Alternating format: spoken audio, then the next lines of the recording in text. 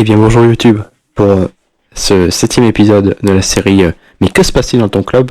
Aujourd'hui on est avec Maxence qui va nous présenter le LOSC, la très belle équipe du LOSC qui est terminée 10e l'an passé de Ligue 1. On continue cette série. Le dernier c'était avec Fribourg, ça a été pas mal liké et vu, merci beaucoup. En tout cas, juste pour une petite info, le tournage pour le grand quiz est terminé, donc ça sortira bel et bien dans les temps.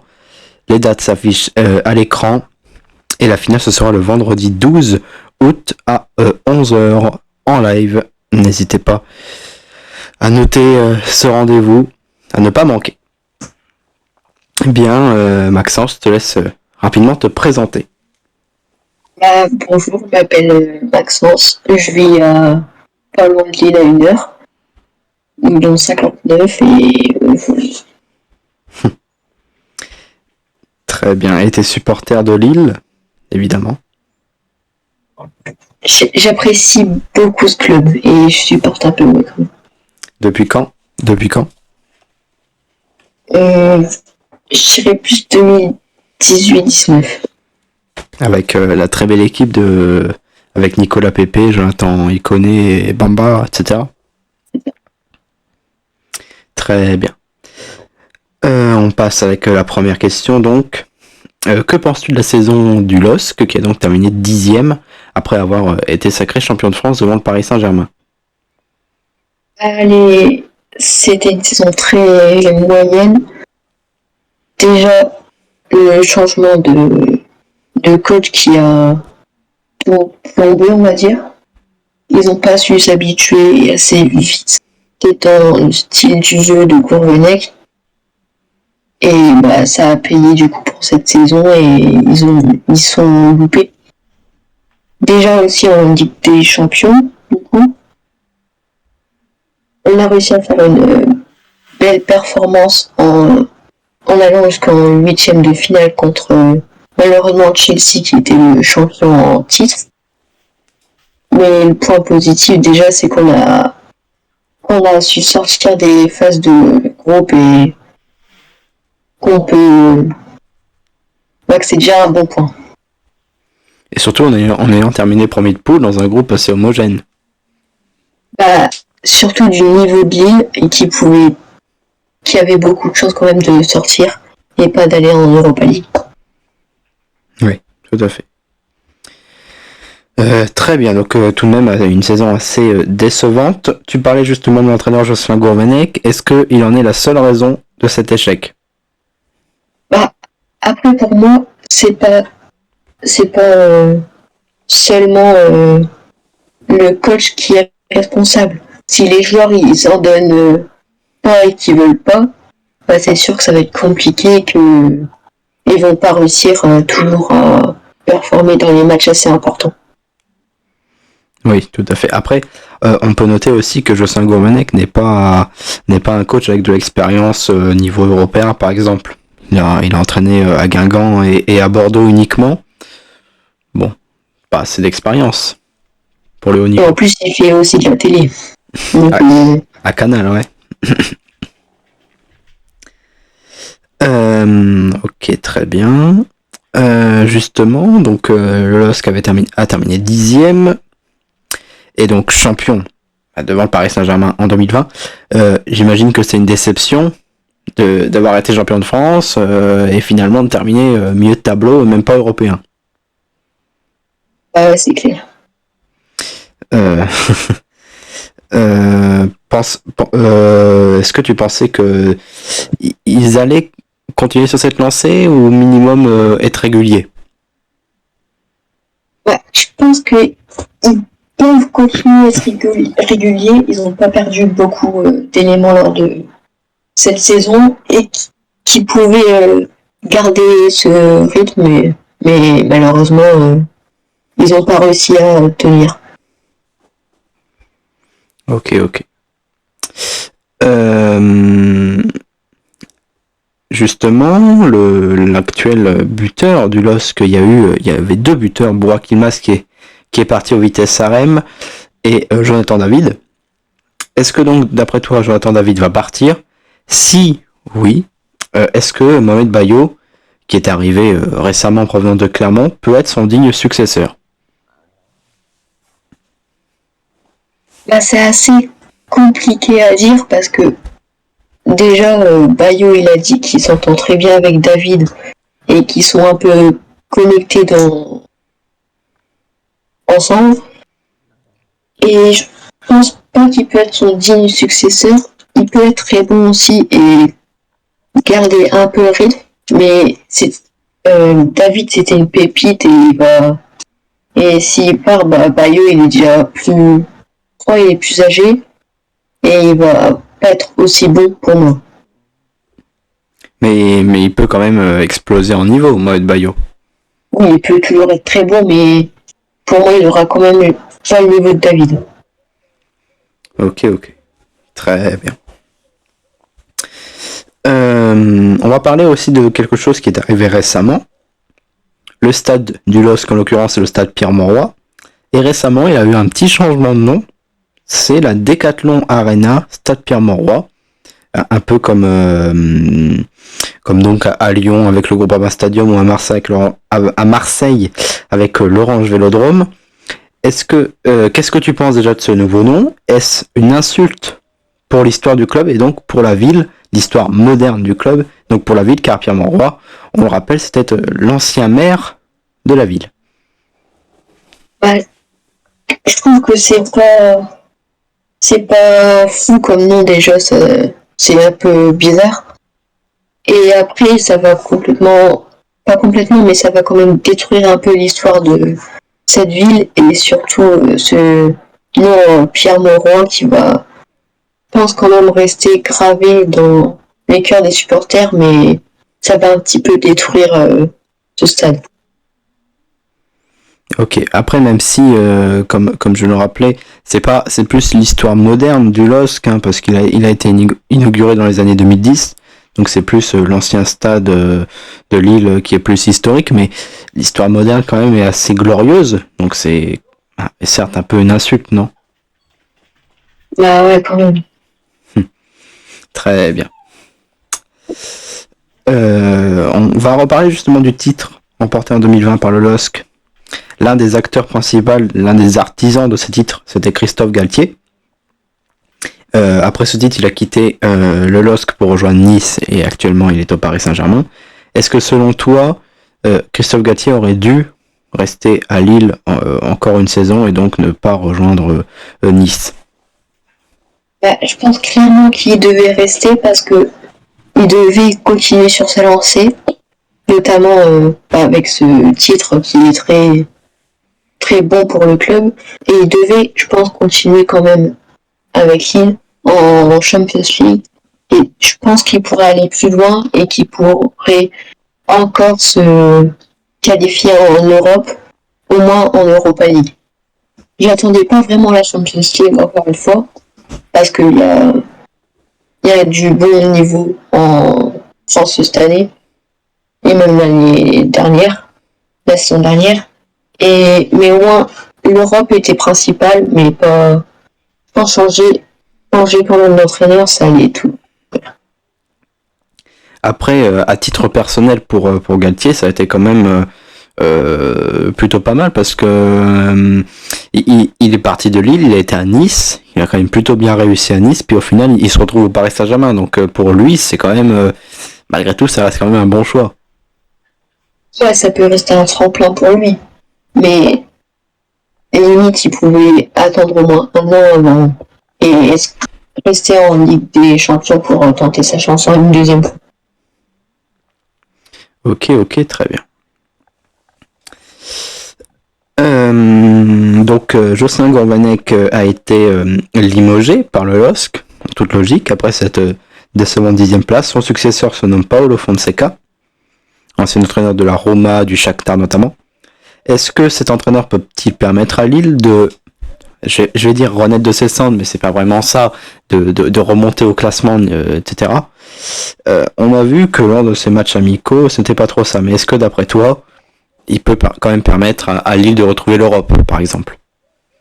Bah, je pense déjà qu'il peut retrouver l'Europe au moins en Conference League, voire Europa League. Mais les matchs amicaux, c'est que pour préparer et c'était pas vraiment le principal, c'est pas des vrais matchs officiels, comme je peux dire. Mais déjà, le fait qu'il est portugais peut aider l'équipe, car le LOSC c'est une antenne très portugaise et ça pourrait peut-être aider dans les vestiaires et sur le terrain à proposer son plan de jeu. Après, lors des matchs amicaux, lors des matchs de préparation, c'était quand même des adversaires relativement inférieurs. On pense notamment à Cadiz, que Lille a affronté, et pourtant c'est une défaite pour Lille. Donc ça reste quand même surprenant, un minimum inquiétant. Oui, mais après on peut pas juger sur un match, voire trois. Très bien. Un Clay. J'imagine qu'il va regarder cette vidéo et qu'il va couper la vidéo ensuite. Bref, peut-on dire que le passage de Gérard Lopez, qui a donc été à la présidence de 2016 à 2020, a été très bon. Car sportivement, c'est une réussite, car un maintien, certes, acquis à l'avant-dernière journée, mais après une deuxième place, puis une quatrième, donc sportivement, ça reste quand même très bon, mais économiquement, on a un peu l'habitude avec Gérard Lopez, c'est un gouffre financier. Donc est-ce que ce passage de Gérard Lopez a quand même été bon ou pas? Déjà sportivement, comme tu l'as dit, le maintien qui était peut-être un objectif principal, et après qu'on a su aller en Europe et remporter déjà le titre en 2020, et après se qualifier en Europe, dont cette seconde place qui était assez importante et qui se qualifie en Champions League, c'est un très bon passage comme ça. Mais après, économiquement, c'est, comme tu as dit, c'est désastreux. Comme il l'a fait à Boavista, à Moucron, ou même récemment avec Bordeaux. Oui. Donc ça reste quand même un minimum positif, d'après toi. Positif, sportivement, économiquement, mitigé, voire désastreux. Mais dans l'ensemble, mitigé. Très bien. Donc, et on va reparler pour la dernière question de Paolo Fonseca. Donc, on se remet dans le contexte. En 2010, le LOSC est sacré champion de France et remporte la Coupe de France, donc doublé Coupe Championnat avec Rudy Garcia. Est-ce que l'on peut retrouver ce LOSC dominateur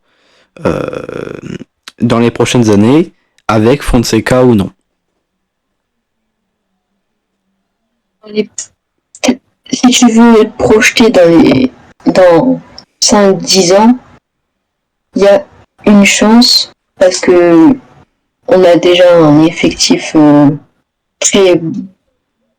assez moyen sur cette année, mais qui peut se relancer avec le nouvel entraîneur. Mais quand même gagner la Ligue 1 et la Coupe de France, c'est très compliqué parce que peut-être pas ça. Peut-être pas ça, mais retrouver un LOSC si dominateur que les années précédentes, à vrai dire. Ce serait plus ça, pas forcément remporter les mêmes titres. Dominateur, je pense oui. Pas dans les 5 prochaines années, mais si dans les 10 prochaines années, ils peuvent vraiment revenir et pas tout casser, mais être un concurrent direct du PSG, l'OM, Monaco. Aussi, oui. Même Lens. Surtout ces 2 dernières années. Oui, surtout. Eh bien, les questions sont terminées. On va passer à la dernière maintenant. D'après toi, si tu étais le coach, donc Franck S à la tête du LOSC, quel serait ton mercato et donc ton équipe pour la saison prochaine? Comme habituellement, cela s'affiche à l'écran. Vas-y. Du coup, je commence par la composition. Je viserai plus un 4-2-2-2 avec dans les cages Jardim, en latéral droit Goldmanson, en latéral gauche Goldmanson. Ouais, latéral gauche. En centrale Diallo et Fonte. Et à droite, Zedalka. Après, en milieu défensif, vers la droite, André et à gauche, Sanchez ou Onana en cas de départ de Sanchez qui est fort probable. En MOC, Bamba et à gauche et Wea à droite. Et en BU, David à droite et Bayo à gauche. Ensuite, pour les transferts, déjà les transferts actuels pour moi, ils sont très bons. Et je pense qu'il faudrait déjà acheter un latéral. Et j'ai pensé à Amar Dedic, un joueur de Wolfsberger, je sais pas si je le dis bien, qui est de Bosnie-Herzégovine. Et après, plus offensif, Ludovic Blas de Nantes. Ouais, c'est vrai qu'il y a quelques rumeurs récemment sur Ludovic Blas. Ouais. D'ailleurs, là on tourne après la finale du Trophée des Champions. Valdemar Kita s'est exprimé dessus sur le possible départ de Blas. Il a indiqué qu'il n'avait reçu aucune offre du LOSC pour Blas. Bon. Pourquoi pas, hein, parce que juste pour vous remettre les idées, l'an dernier, lors du premier match diffusé sur Prime Video en Ligue 1, c'était Monaco-Nantes, je l'avais regardé, et à la mi-temps, il avait dit, Valdemar Kita, comme quoi ils allaient prolonger à coup sûr Randal Colomoni. Que c'était pratiquement sûr que tout était fait dans le mois d'août, mois de septembre, ça y est, il allait prolonger. Au final, il part libre avec Francfort. Donc bon, à voir. Bref, refermons cette parenthèse. Sinon, c'est une très bonne équipe. Tout à fait. Penses-tu que quand même Godmanson c'est correct Ça peut être correct, ça c'est correct dans l'ensemble, mais dans les futures années, il faudra peut-être renouveler. Et comme j'avais dit avec Amar Dedic, qui est très prometteur à déjà 18 ans, et qui pourrait faire le remplacer, mais ça c'est qu'une idée personnelle. L'ancien du Red Bull Salzbourg. Ok, bon, c'est très bien. Et donc avec cette équipe-là, donc on serait plutôt sur un 4-4-2. Donc avec cette équipe-là, ce serait pour viser le top 6, top 7. C'est ce minimum. Ok, très bien. Est-ce que tu as quelque chose à rajouter sur le LOSC ou... Non. Très bien. En tout cas, merci beaucoup d'avoir accepté mon invitation et de tourner avec moi cette vidéo. C'était un dernier mot, par contre, là, sur autre chose, je te laisse la main. Rien. Rien du tout ? À part que Clay n'est pas objectif, mais ça, c'est une autre chose. Ça, c'était une évidence. Merci d'avoir regardé cette vidéo. N'hésitez pas à liker, commenter, partager. On se retrouve pour une prochaine vidéo, pour un prochain épisode de Que se passe-t-il dans ton club ? Et très bientôt, le quiz. Je vous redonne les dates qui s'affichent à l'écran. Avec du coup la finale le vendredi 12 août à 11h. Merci beaucoup. À très bientôt.